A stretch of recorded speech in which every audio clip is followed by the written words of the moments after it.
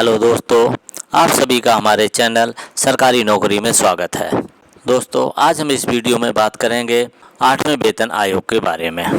दोस्तों, करोड़ों केंद्रीय कर्मचारी और पेंशनर लंबे समय से इंतजार कर रहे हैं, यानी प्रतीक्षा कर रहे हैं कि 8वें वेतन आयोग में क्या फिटमेंट फैक्टर होने वाला है। किस फिटमेंट फैक्टर से कर्मचारी और पेंशनरों का वेतन और पेंशन कितने गुना होगी और उनका नया वेतन और पेंशन कितनी हो जाएगी। दोस्तों, ये सवाल आपका भी है और ये सवाल हमारा भी है। क्या आप जानना चाहते हो कि 8वें वेतन आयोग में क्या फिटमेंट फैक्टर होने वाला है? अगर आप जानना चाहते हैं तो इस वीडियो को शुरू से लेकर लास्ट तक पूरा जरूर देखिएगा और इस वीडियो को लाइक करके अधिक से अधिक जितना हो सके उतना इसको शेयर भी कर दीजिएगा, क्योंकि आपको हर एक सवाल का इसमें जवाब मिलेगा। क्योंकि 8वें वेतन आयोग की शुरुआत हो चुकी है और फिटमेंट फैक्टर भी एक तरह से क्लियर हो गया है और रिपोर्ट भी आ गई है ILC की। दोस्तों, साथ ही साथ हम यहाँ पर रिपोर्ट भी दिखाएंगे, जो रिपोर्ट आ चुकी है वो भी आप देख सकते हो। दोस्तों, 8वें वेतन आयोग के अनुसार फिटमेंट फैक्टर और आप देखना अपना वेतन और पेंशन। दोस्तों, 5वें वेतन आयोग यानी 5th पे कमीशन में जो न्यूनतम वेतन था 2500 रुपये, 6th पे कमीशन में जो फिटमेंट फैक्टर लागू किया गया वो 1.86 को लेकर के किया गया और न्यूनतम वेतन हो गया 7000 रुपये। और 7th पे कमीशन में जो फिटमेंट फैक्टर दिया गया वो 2.57 दिया गया। यहाँ पर एक चीज देखने की है कि यहाँ पर एक्वायर्ड फार्मूला और ILC की रिपोर्ट को आधार बना करके 2.57 दिया गया। पहली बार से उन पे कमीशन में एक्वायर्ड फार्मूला का उपयोग किया गया, ILC रिपोर्ट का प्रयोग किया गया, पर इससे पहले जो भी वेतन आयोग थे उनमें ये फार्मूला लागू नहीं किया गया। तो दोस्तों, कैलकुलेशन के माध्यम से 2.57 फिटमेंट फैक्टर लागू किया गया। ये ऐसी रिपोर्ट है हम आप लोगों के सामने लेकर आए हैं, इस रिपोर्ट को आप भी पूरी देखिए। 1997 में 15वां भारतीय श्रम सम्मेलन ILC द्वारा निर्धारित मापदंडों के आधार पर 7वें वेतन आयोग ने पहली बार 3 लोगों के परिवार के लिए चावल, गेहूं, दाल, कच्ची सब्जी, हरी सब्जियां, फल, दूध, चीनी, मछली का मांस आदि जैसी बुनियादी जरूरतों की चीजें खरीदने के लिए आवश्यक न्यूनतम राशि निर्धारित की गई। ये राशि लगभग 1217 रुपये थी। 9217 किसके ऊपर लागू किया गया? जो 3 लोगों का परिवार है और 1 महीने में वो उस परिवार में चावल, गेहूं, दाल, कच्ची सब्जियां और हरी सब्जियां, फल, दूध, चीनी, मुर्गा, मछली, मांस के लिए कितना खर्च होता है? 9217 रुपये। बिजली, ईंधन, पानी के लिए होता है 2304 रुपये। शादी और कोई त्योहार हैं उनके लिए खर्च होता है 3388 रुपये और घर के लिए जो तय किया गया है और हाउसिंग के लिए 524 रुपये तय किए गए।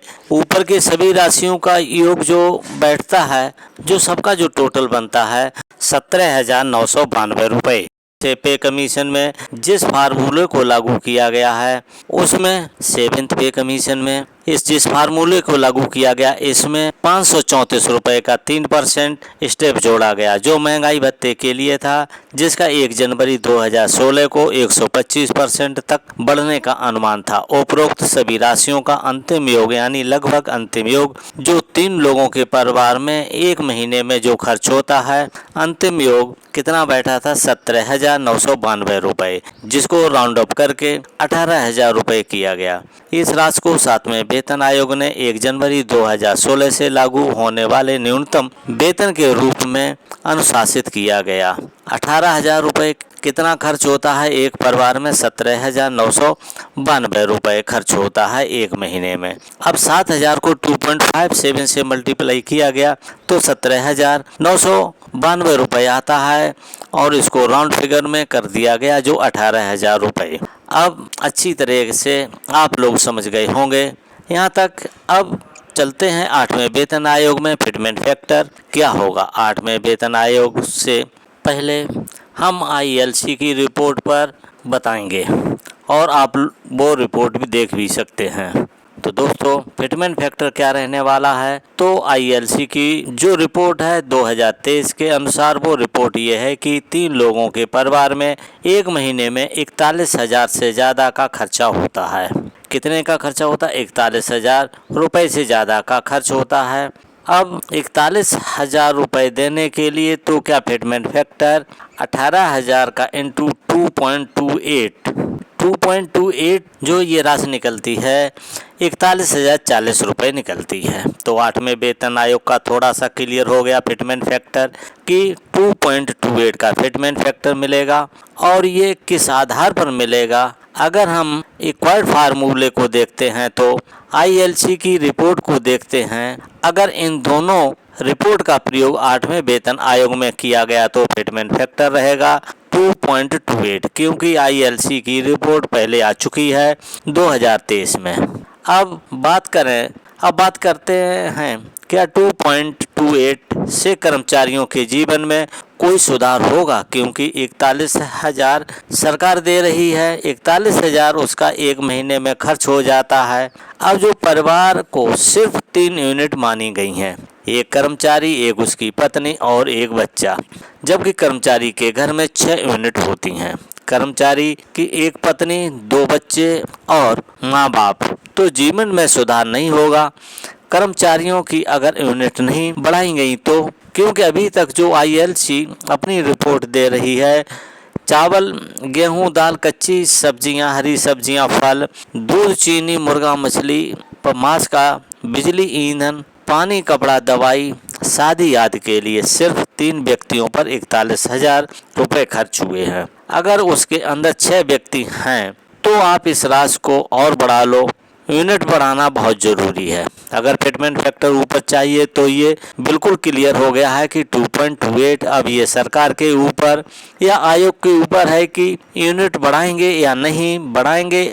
अगर नहीं बढ़ाएंगे और एक्वायर्ड फार्मूला और आईएलसी की रिपोर्ट के ऊपर वो अपनी रिपोर्ट देंगे तो फिटमेंट फैक्टर आएगा 2.28। दोस्तों ये सब कुछ चल रहा है। दोस्तों हम वीडियो के ऊपर बहुत मेहनत करते हैं। क्यों करते हैं? क्योंकि हम भी जानने के इच्छुक रहते हैं कि क्या चल रहा है, 8वें वेतन आयोग कैसे लागू होगा, कैसे इसकी रिपोर्ट दी गई है। तो ये जो प्रश्न हमारे दिमाग में है, हम इनको ढूंढते हैं, तलाश करते हैं, बहुत प्रयास करते हैं। सारी रिपोर्टें पढ़ने के बाद तब आप लोगों के सामने हम वीडियो लेकर आते हैं। ऐसा नहीं है कि जो मन में आया वही बता दिया ये फिटमेंट फैक्टर है, ऐसा नहीं है। ये फिटमेंट फैक्टर है। दोस्तों इस रिपोर्ट को आधार बनाते हैं कि 7th पे कमीशन में क्या था और 8वें वेतन आयोगों में क्या था। दोस्तों अब ये आपकी समझ में आ ही गई होगी। तो दोस्तों आप देख लीजिएगा 2.28 का फिटमेंट फैक्टर है। ये आईएलसी की रिपोर्ट के आधार पर हमने आपको बताया है और लगभग ये क्लियर भी हो गया, स्पष्ट भी हो गया है दोस्तों कि आपको 2.28 फिटमेंट फैक्टर मिलेगा। तो ये जानकारी आपको देनी थी वेतन आयोग के बारे में। ये जानकारी आपको कैसी लगी आप हमें कमेंट में ज़रूर बताइएगा।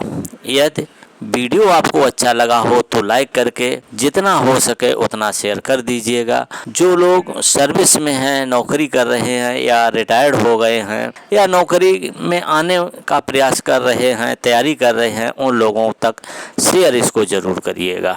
एक कहावत है, जैसा बांटोगे वैसा ही पाओगे, यानी सफलता बांटोगे तो सफलता मिलेगी। तो दोस्तों यदि आप पहली बार इस चैनल को देख रहे हैं तो इस चैनल को सब्सक्राइब जरूर करें। सब्सक्राइब करने के बाद घंटी वाले निशान को दबा करके ऑल पर सेट कर दीजिए, जिससे हमारी आने वाली हर अपडेट आपको सबसे पहले मिल सके। इस वीडियो को देखने के लिए थैंक यू फॉर वॉचिंग। अब मिलेंगे नेक्स्ट वीडियो में नई जानकारी के साथ।